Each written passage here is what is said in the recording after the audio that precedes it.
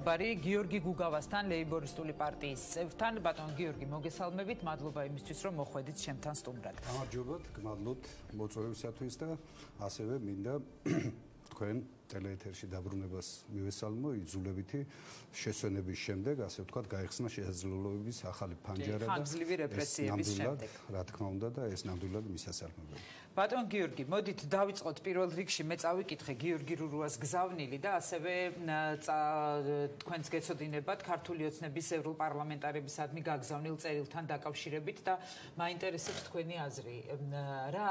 როგორ დაინახეთ ეს წერილი, რა არის ეს წერილი თქვენი აზრით და რა შედეგზეა გათვლილი, რას ადასტურებს უფრო სწორედ აი ეს წერილი. ადასტურებს იმას, რომ გიორგი რურუა ნამდვილად არის დამნაშავე, თუ ადასტურებს უფრო იმას, რომ აქ არის რაღაც პოლიტიკური დაინტერესება მართლაც ხელისუფლების მხრიდან. პირველ რიგში ყურადღებას გავამახვილებ და შევაფასებ იმ წერილს, რომელიც გამგზავნილი იქნა ციხიდან, მიუხედავად იმისა, რომ ის თავისუფლება აკვეთილია უკანონოდ, ეს არ არის ჩემი დასკვნა, ეს არის საერთაშორისო თანამეგობრობის დასკვნა, ამაზე ხელი აქვთ მოწერილი ქართული ოცნების წარმომადგენლებს, რომ ის უნდა გაინთავისუფლებიათ ციხიდან, მიუხედავად ამისა, ის მაღლა დადგა ყველაფერზე და ეს არის გონივრული, ღირსეული პასუხი, რომ საერთო ინტერესებს არ შეუშალოს ხელი, მზად არის კვლავ გააგრძელოს ტყვეობაში, ხელისუფლების ტყვეობაში ყოფნა, ოღონდ მთავარი მიზანი იქნას მიღწეული, რაც შეეხება აი პროპორციული არჩევნების მიღწევას, რაც შესაძლებლობას ახალ ფანჯარას ხსნის იმისათვის, რათა მოხდეს არსებული რეჟიმის, ოლიგარქიული დამნაშავე რეჟიმის საარჩევნო გზით შეცვლა. კი, რაც შეეხება წერილს და კითხვას, რომელიც მე დავსვი წერილთან დაკავშირებით, რაზე მეტყველებს აი ეს წერილი?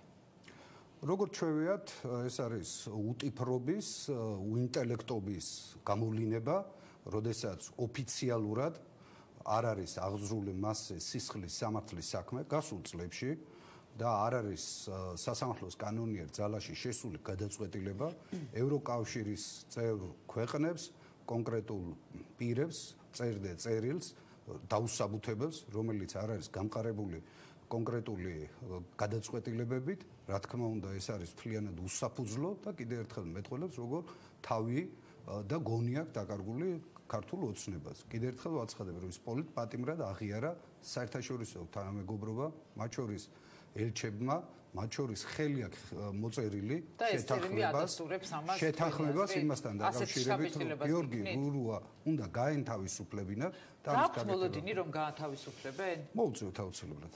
და რა გაძლევთ აი ამის თქმის საფუძველს? ივანიშვილი მოექცა არამარტო ქართველი ხალხის ოპოზიციის წნეხის ქვეშ, არამედ საერთაშორისო წნეხის ქვეშ. როგორც წესი, ანიჭებენ აი ამ წნეხს რაიმე მნიშვნელობას თქვენი აზრით? ბიბლიური ჭეშმარიტება, სადაც დაიუნჯე, იქ არის გული შენი. ივანიშვილის გული არის იმ საბანკო ანგარიშებზე, რომელიც გახსნილი აქვს მათ შორის უცხოეთში, მათ შორის ოფშორებში და ეს უკვე შესწავლილი აღრიცხული და აღნუსხული არის შესაბამისი სამსახურების მიერ ამერიკის შეერთებული შტატებში. როდესაც ის რა თქმა უნდა, თუ ის არ უზრუნველყოფს თავისუფალი სამართლიანი არჩევნების ჩატარებას, თუ ის არ მოახდენს ხელისუფლების გადაბარებას, კვლავ შეეცდება მოსყიდვით, შანტაჟის, ძალადობით, ძალაუფლებაში დარჩენას, ავტომატურ რეჟიმში ჩაირთვება სანქციები და ის დარჩება ყოველგვარი იმ ფინანსური რესურსის გარეშე, რომელიც მიტაცებით, ქურდობით, ძალაუფლების ბოროტად გამოყენებით მითვისებული იქნა არამხოლოდ ჩვენ ქვეყანაში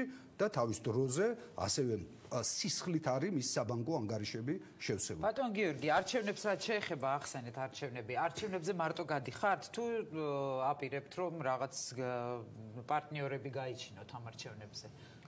ეს თავის ხასიათით და ბუნებით უნიკალური და უპრეცედენტო ერთობა და კოორდინაცია შედგა ოპოზიციის. როდესაც ერთიანი ფრონტით ოპოზიცია გამოდის მაჟორიტარულ არჩევნებში, აი ეს 30 მაჟორიტარული ოლქი, რომელსაც განსაზღვრავს უკვე კონსტიტუცია და იმედია მესამე მოსმენითაც მიიღებენ და ამავე დროს პარტიები ინარჩუნებენ სუვერენობას, გამოდიან საკუთარი სახელით, საკუთარი პროგრამით. თქვენი გეგმები მაინტერესებს. ხო, ამას გეუბნებით მე ლეიბორისტული პარტიის სტრატეგია ცნობილია, 25-წლიანი სტრატეგია ეს, ის დამოუკიდებლად იღებს არჩევნებში მონაწილეობა და მივიღებთ ჩვენი პროგრამი, ჩვენი მთავარ სტრატეგიას წარმოადგენს და ეს 25-წლიანი ბრძოლა აჩვენა, რომ ჩვენ გვჭირდება სოციალურად სამართლიანი სახელმწიფოს შექმნა, სადაც საშუალება ექნება ყველა მოქალაქეს ხელისუფლებაში, ეს იყო ერთ-ერთი სლოგანი.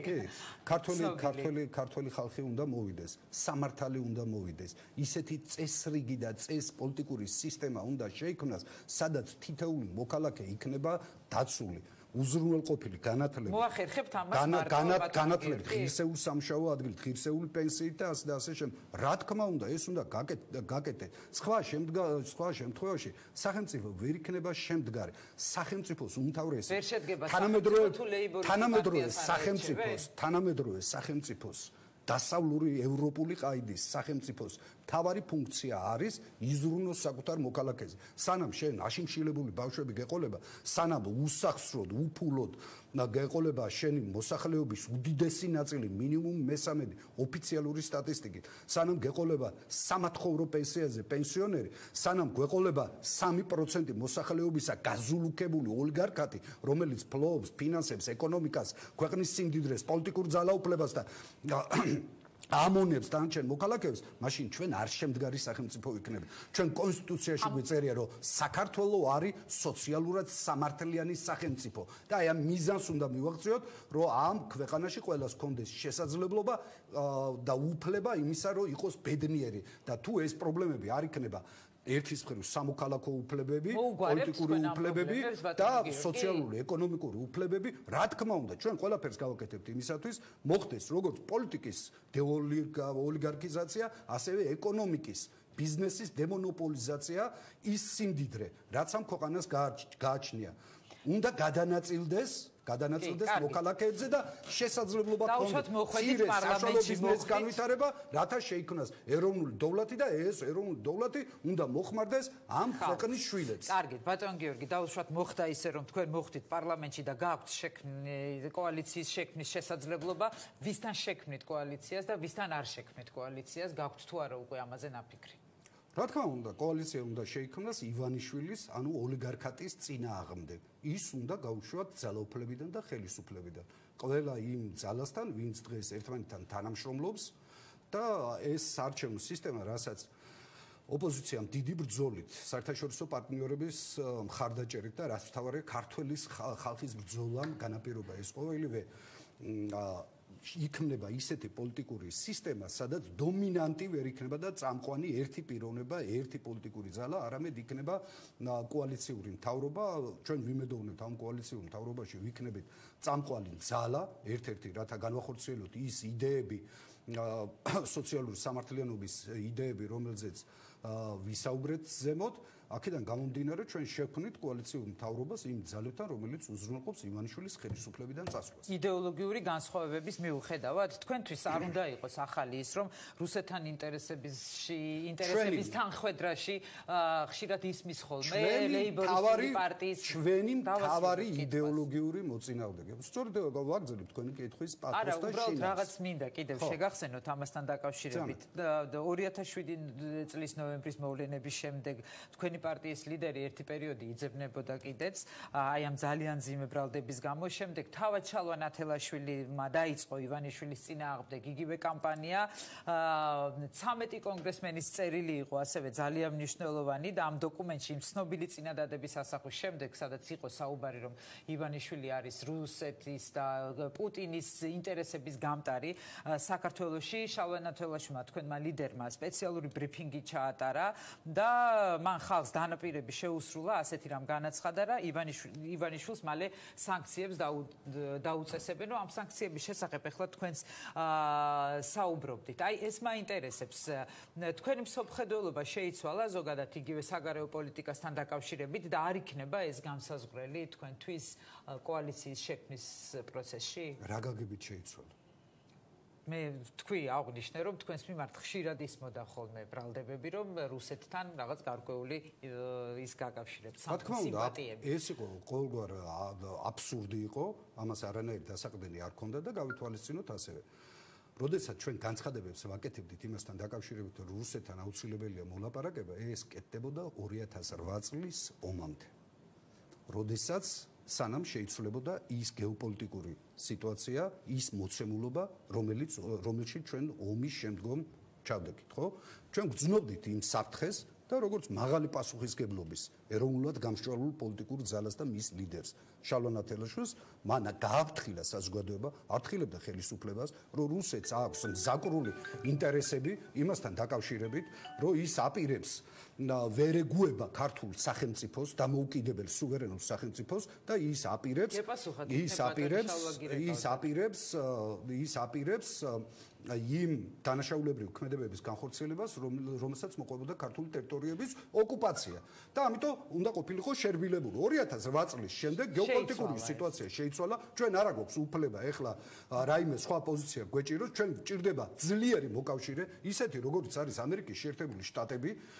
ჩვენი მთავარი ერთ-ერთი მოთხოვნა საგარეო პოლიტიკურ თვალსაზრისით არის ქვეყნის უსაფრთხოების კონკრეტული ასპექტი, რაც მდგომარეობს იმაში, რომ ქვეყანაში უნდა გაიხსნას ამერიკული ბაზა. ეს იქნება ჩვენი ფარი, ეს იქნება საშუალება იმისა, რომ ვერავინ ვერ გაბედოს, ვერ ჩრდილოეთიდან, ვერც აღმოსავლეთიდან და ვერც ეთი მხრიდან ქართული ტერიტორიების წაგლეჯვა და რაც თავარია, ეს შექმნის შესაბამის გარანტიას იმისა ქვეყანაში, რომ განვითარდეს ეკონომიკა, შემოვიდეს ინვესტიციები, გაჩნდეს სამუშაო ადგილი, შეიქმნას ეროვნული დოვლათი და გაიზარდოს სოციალური ეკონომიკური მდგომარეობა თითეული მოქალაქის. კარგით, მაჟორიტარებთან დაკავშირებითაც რაც შეეხება დანაპირებს, ეს დანაპირები ძალაშია. შალვა ნათელაშვილი 8 წლის წინ და მუდმივი ურთიერთობა იყო სენატორებთან ვიზიტების დროს, ისე კონტაქტები ხორციელდებოდა, ჩადიოდა ინფორმაციები ჩვენის მხრიდან და ეს გამზადებული დიდი ხნის წინ იყო სხვათა შორის გამზადებული, ეს დასკვნები და შეხედულებები ივანიშვილის მიმართ რეალიზაციაში მოვიდა მას შემდეგ, როდესაც მათ დაინახეს ერთიანი ქართული ხალხის ნება და დაინახეს ოპოზიციის координация. აი ამ ერთობლიობაში განაპირობა ის რეალობა, რომელიც საბოლოოდ დაასრულებს ოლიგარქატს ამ ქვეყანაში. რეგიონებში თუ დააყენებთ მაჟორიტარობის კანდიდატებს და აქვე მინდა წაგიკითხოთ სწორედ ახლა გავრცელდა ინფორმაცია, მაგალითად ალეკოს ელისაშვილს აქვს ესეთი ახალი შეთავაზება და ასეთი ინიციატივით გამოდის, რომ ოპოზიციურ პარტიებს მიმართავს, რომ თბილისის მაჟორიტარები ხალხის გადაწყვეტილებით გადანაწილდნენო. რა სიტყვით აი ამ შეთავაზებაზე და რეგიონებთან დაკავშირებითაც რომ მიპასუხოთ, აპირებთ თუ არა, რომ ყველგან დააყენოთ თქვენი კანდიდატურა თუ ამჯერადაც იქნებით რაღაც გარკვეულ კოორდინაციაში ოპოზიციის იმ წევრებთან და იმ ოპოზიციურ ძალებთან, რომლებიც თქვენთან არიან შეკრებილები თქვენი პარტიის ოფისში. როგორც თბილისის შემთხვევაში გამოაჩინა ოპოზიცია მაღალი პასუხისმგებლობა, მაღალი პოლიტიკური კლასი, შეათანხმა კონკრეტული კანდიდატურები, რომლებიც წარდგენილი არიან ამა თუ იმ ოლქში, გამოკვეთილი მებრძოლი ლიდერები, რომლებიც აუცილებლად გაიმარჯვებენ პირველივე ტურში, მე ამაში დარწმუნებული ვარ, ესეა საზოგადოება განწყობილი და იმიტომ რაც შეეხება რეგიონებში მიმდინარეობს კონსულტაციები, ეს გაგრძელდება და დარწმუნებული ვარ, აქაც ისეთი კონსენსუსი და ისეთი შეთანხმებები მოხდება, რომელიც უზრუნველყოფს ოპოზიციის გამარჯვებას. არის კონკრეტული რეგიონები, შეიძლება გაიშალოს იქ ოპოზიცია და ბევრი კანდიდატი, სპეციფიკური რეგიონებიც არის, ბევრი კანდიდატი დააყენოს, რათა ბევრი ხმა გამოგვლიჯოს. არის რეგიონები, სადაც ერთი კანდიდატი იქნება, მასე იქნება ფოკუსი ოპოზიციურად განწყობილი ელექტორატისა და ანუ ეს ფიგურების შეჩევა, ამ კონფიგურაციის დალაგება ყველაფერი მოხდება დარწმუნებული ვარ, რადგან ოპოზიცია გამოკვეთავს საკუთარ მნიშვნელოვან პოზიციებს, რომელიც ინიციატივა, რომელიც საკითხეთ ელისაშვილის AIRAIS და NDI-ს თავაზობს, რომ გამოკითხვა ჩაატარონო. ეხლა ზოგადად ვიტყვი კანდიდატები გამოკვეთა, დააყენა ოპოზიციამ და დარწმუნებული ვარ ეს კანდიდატები გაიმარჯვებენ. ეხლა რა შეეხება? და არაფერი არ შეეხება. თავარი ამოცანა დღეს ქვეყნის ხალხის არის გაანეიტრალოს ის საფრთხე, რომელიც ემუქრება ჩვენ ქვეყანას, ჩვენ სუვერენიტეტს, თითოეულ მოქალაქის ბედს და მომავალს, ეს არის ოლიგარქი. ოლიგარქი აჩვენა მდგომარეობამ, რომ ოპოზიციის ერთიანობას შეუძლია ოლიგარქი დაამარცხოს. დამასრულებიათ არის. კი ბატონო. ოპოზიციის ერთიანობაზე დარტყმა ნიშნავს ქვეყნის ინტერესებზე დარტყმას.